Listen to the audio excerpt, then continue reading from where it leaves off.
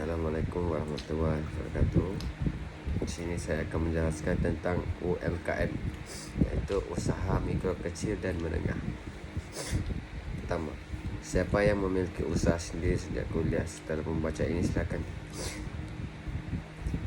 Apa itu UMKM? Kegiatan ekonomi rakyat yang berskala kecil dengan bidang usaha yang secara mayoritas merupakan kegiatan usaha kecil dan perlu dilindungi untuk mencegah dari persaingan usaha yang tidak sehat. Undang-Undang Nomor 20 Tahun 2008 pengertian usaha kecil menengah membagi keadaan ke dalam dua pengertian, yakni yang pertama, usaha kecil adalah entitas yang memiliki kriteria sebagai berikut: kekayaan bersih lebih dari 50 juta rupiah sampai dengan paling banyak 500 juta rupiah, tidak termasuk tanah dan bangunan tempat usaha. Yang kedua, sementara itu yang disebut dengan usaha menengah adalah entitas usaha yang memiliki kriteria tersebut sebagai berikut: kekayaan bersih lebih dari 500 juta rupiah sampai dengan paling banyak 10 miliar, tidak termasuk tanah dan bangunan tempat usaha.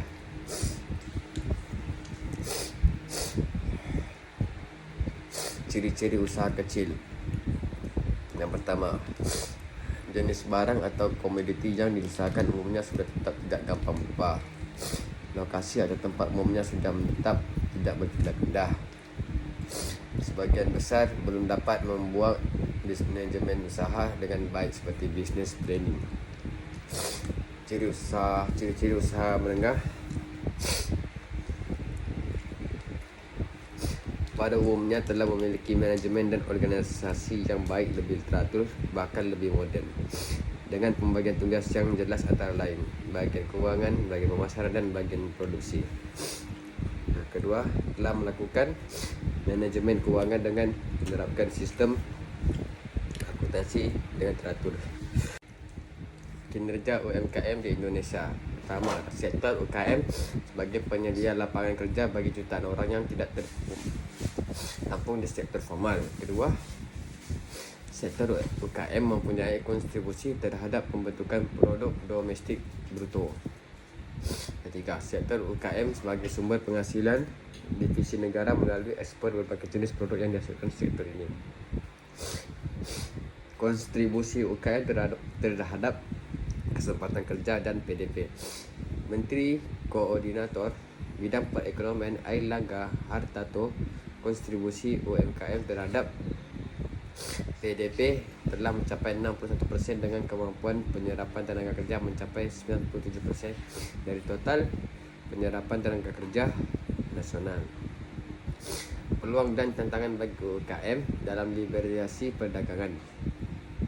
Kementerian Koperasi dan UMKM telah mencanangkan berbagai program strategis seperti gerakan kewirausahaan nasional, pengembangan inkubator bisnis, pengembangan dan perluasan pasar produk UMKM. Namun pemerintah masih luput untuk fokus pada pengembangan sumber daya manusia dan teknologi untuk meningkatkan kemampuan inovasi dan mutu produk sehingga produk UMKM Indonesia bisa jauh secara nasional. Terima kasih.